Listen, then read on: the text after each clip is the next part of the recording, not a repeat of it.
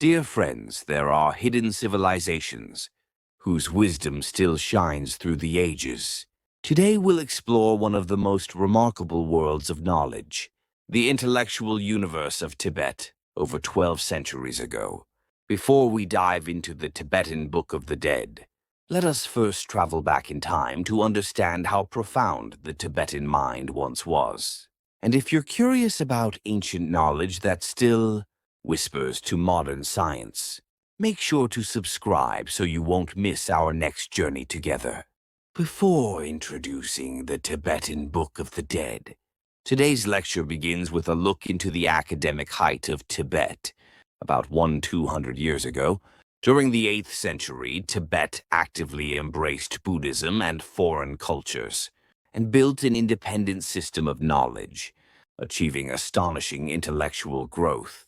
Especially in Buddhist philosophy and medicine, Tibet merged the wisdom of surrounding nations and created something truly unique. First, let's talk about the rise of Buddhist studies. The 8th century marked the full introduction of Buddhism into Tibet, laying the foundation of its scholastic tradition. Since the 7th century, the translation of Buddhist scriptures had begun. But under King Trisong Detsen in the late 8th century, it became a grand state-level project. Monks from India's great Nalanda University were invited to Tibet, and Sanskrit texts were translated into Tibetan on a massive scale. At this time, the Indian master Shantarakshita was also brought to Tibet, where deep philosophical debates took place between the native Bon religion and Buddhism. Through these encounters, the spiritual foundations of Tibetan Buddhism were firmly established. Eventually, translation was no longer just linguistic work. It marked the birth of Tibetan Buddhist scholarship as an independent academic system. Second, let's turn to the rise of Tibetan medicine. In the same century, Tibet absorbed medical knowledge from India, China, and Persia, then reorganized it into its own integrated system. A physician named Yuthok Yonten Gonpo synthesized these diverse traditions and wrote a monumental text known as the Four Medical Tantras Argued Bhaji. This great work consists of 156 chapters, covering the human body, causes of illness, treatment methods, anatomy, and pharmacology, essentially the entire framework of Tibetan medical science. The Four Medical Tantras, or Argued Bhaji, is the cornerstone of Tibetan medicine. It is divided into four main parts. 1. The Root Tantra. Tsagyu introduces the fundamental principles of medicine, human physiology, and the origins of disease. 2. The Explanatory Tantra Shegyu discusses the causes, symptoms, diagnosis, and treatment of various illnesses. 3. The Instructional Tantra Mangagyu presents practical teachings such as anatomy, properties of herbs, and methods of medicine preparation. 4. The subsequent Tantra Chimagyu offers deeper insights into the body, the mind, and complex medical theories. Together, these four texts form not just a manual of healing, but a spiritual encyclopedia that sees health as the balance between body, mind, and nature. The Four Medical Tantras served as both a textbook and an encyclopedia, guiding the training of physicians across the Himalayas. Even today, its influence remains in Tibetan medical schools and clinics. But how scientific is it, really? To answer this, let's compare it with another great Eastern classic, Dongyi Bogam from Korea. Both texts share a holistic view of the human being as part of nature, and both use herbs, minerals, and animal ingredients in their pharmacology. However, Dongyi Bogam is grounded in East Asian philosophy, the yin-yang and five elements theory, while the Four Tantras builds upon Buddhist philosophy, blended with Indian and Persian medical insights. In short, one arose from the metaphysics of harmony, the other from the fusion of spiritual and empirical medicine. two distinct paths, yet both guided by humanity's deep desire to heal and to understand life itself. From today's scientific standpoint, the Four Medical Tantras is not a laboratory-based system, but a vast collection of experiential knowledge and philosophical insight. Yet parts of it have drawn serious modern attention. Several herbs and formulations mentioned in the Tantras have been tested, and some were found to show pharmacological activity in treating inflammation, blood disorders, certain cancers, and insomnia. Clinical studies are small and preliminary, but the direction is clear. Ancient intuition sometimes aligns with modern science. It reminds us that knowledge does not always begin in the lab. Sometimes it begins in silence, in observation, and in the compassion to heal. The Four Medical Tantras is more than a relic of the past. It's a bridge between ancient wisdom and modern understanding. It teaches that medicine is not merely the science of curing the body, but the art of restoring balance to the whole person. As we continue exploring the Tibetan Book of the Dead in the next episodes, remember these teachings were born in a culture that saw life, death, and healing as part of the same sacred journey. If this journey of ancient knowledge and science inspires you, don't forget to subscribe and join me again in our next exploration. Until then, may you stay curious, compassionate, and awake to the wisdom of the ages. In the end, this ancient medicine revives a vision, long forgotten in modern science, a vision that sees the harmony between the human body and nature as one living whole. It brings back the human-centered perspective, something that Western medicine, with all its brilliance, has gradually set aside. Third, let's talk about language and literature. In the 8th century, Tibet invented its own written script, a leap that transformed its civilization from oral tradition to recorded knowledge. Soon after, Buddhist scriptures, myths, and chronicles began to be written in Tibetan, solidifying a structured system of wisdom and culture. Tibet was not a political empire like Arabia or Tang China, but it stood between India and China, absorbing and blending the knowledge of both worlds. Through that exchange, Tibet became known as the Highland of Wisdom, where religion, medicine, and literature flourished side by side. Some civilizations remain through monuments of stone, others through monuments of wisdom. Tibet chose the latter, and that is why, before exploring the Tibetan Book of the Dead, we needed to trace the deep roots of its spiritual soil. At the heart of that soil lie two profound texts: the Four Medical Tantras Arjudbiji and the Root Tantra Tsagyu. Within their pages, we find the philosophical foundation that shaped Tibet's view of consciousness after death. This lecture is not a religious interpretation, but a journey to see how ancient Tibetan spirituality is being revisited today through the lens of modern medicine and neuroscience. Tibetan Book of the Dead Beyond the Scripture of Death. The Tibetan Book of the Dead, in its original language, is called Bardo Thodol. It literally means liberation through hearing in the intermediate state. This sacred text guides the consciousness, after it leaves the body, through the stages between death and rebirth. But it is not merely a description of the afterlife. It is a spiritual manual of awareness, transforming the process of dying itself into a path of enlightenment. In the early 20th century, a British scholar named Evans Wentz translated the text into English and named it the Tibetan Book of the Dead. From that moment, this mystical book began shaping Western spirituality and psychology. Carl Jung called it a great map of the human unconscious. He explored its symbols of death and the transformations of consciousness they reveal. The roots of this scripture go back to the 8th century, to a great master named Padmasambhava, the man who first brought Vajrayana Buddhism to Tibet. He taught about the Bardo, the intermediate states that the soul passes through after death. His disciple, Yeshe Tsogyal, recorded these teachings, and according to legend, hid them in rocks and caves, so that they could be discovered when humanity was ready. This tradition of hidden treasures is known as terma. Centuries passed until the mid-14th century. A visionary mystic named Karma Lingpa discovered these sacred texts in the mountains of eastern Tibet. The scripture he revealed is what we now call Bardo Thodol, the Tibetan Book of the Dead. It passed through 3 great stages of transmission. The original teaching in the 8th century, its hidden preservation, and its rediscovery and publication in the 14th century.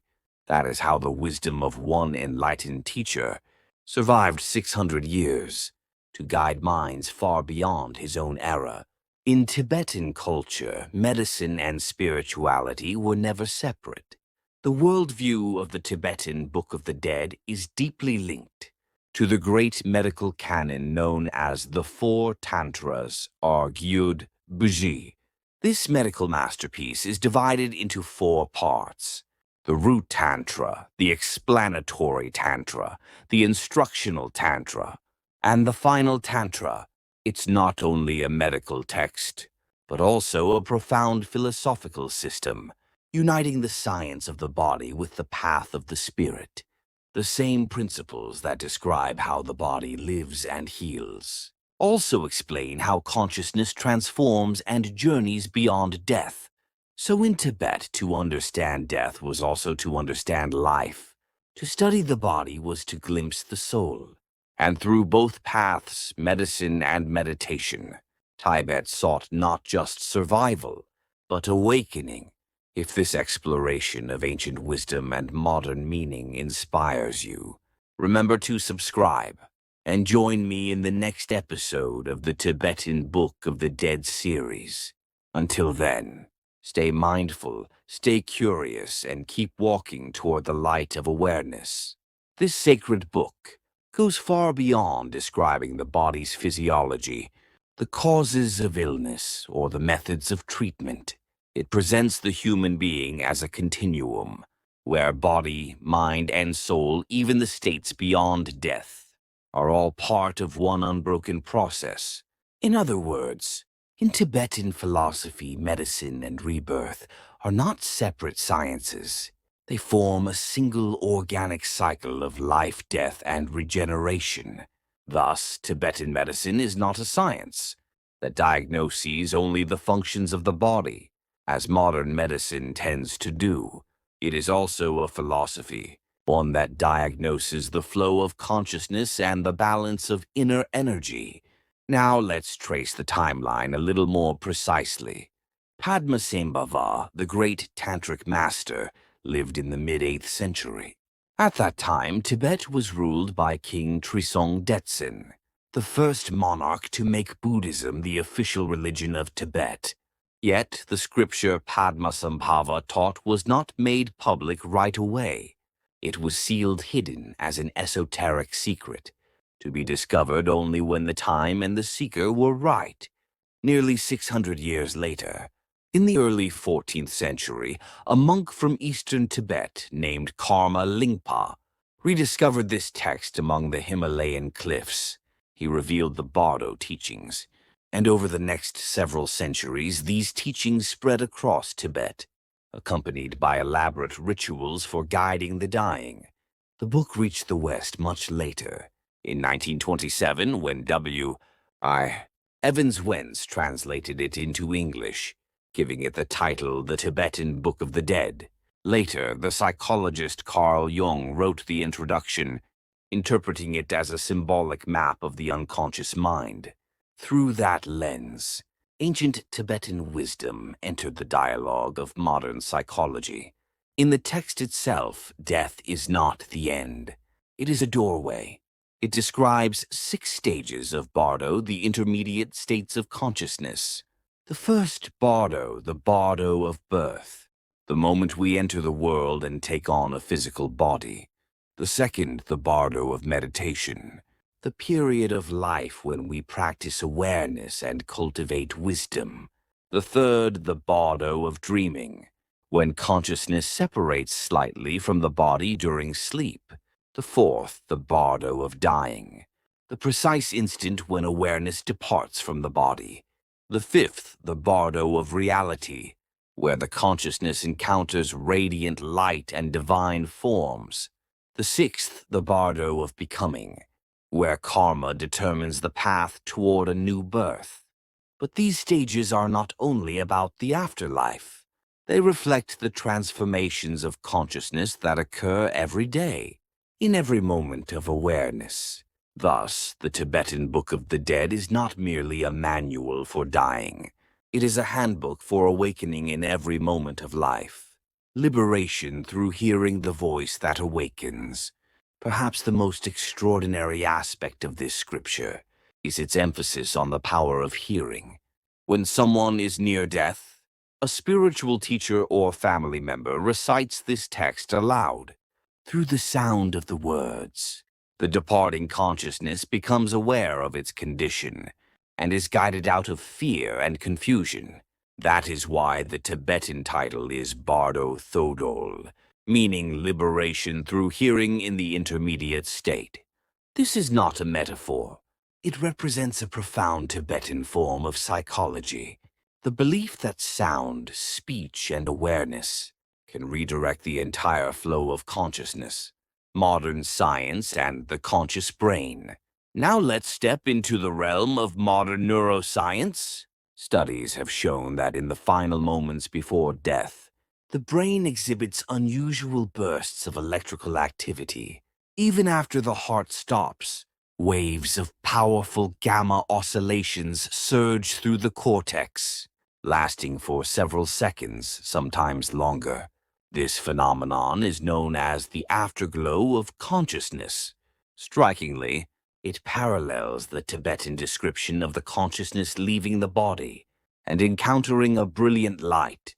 Moreover, modern reports of near-death experiences, NDEs, echo the same structure described in the Bardo teachings.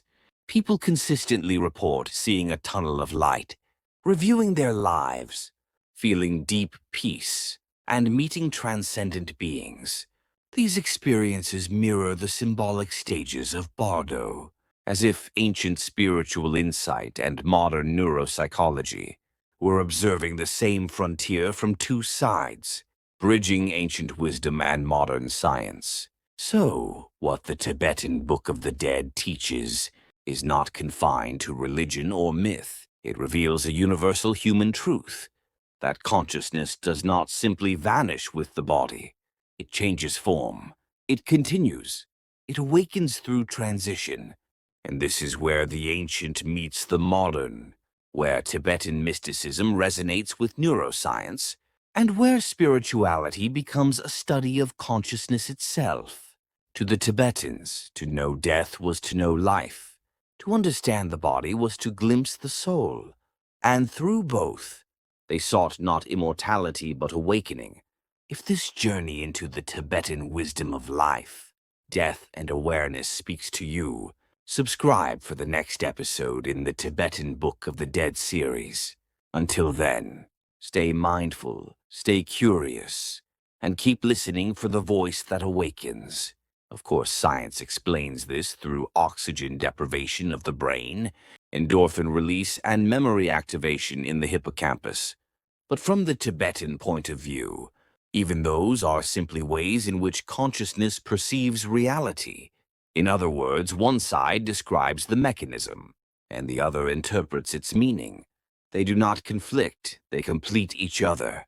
Today, in many hospice centers across the world, Tibetan chanting rituals, meditation, and visualization practices are increasingly used to bring peace and relieve pain in dying patients. Medical teams now classify these rituals as forms of cultural and spiritual support. They observe that such practices help patients accept death without fear and ease the passage from life to death.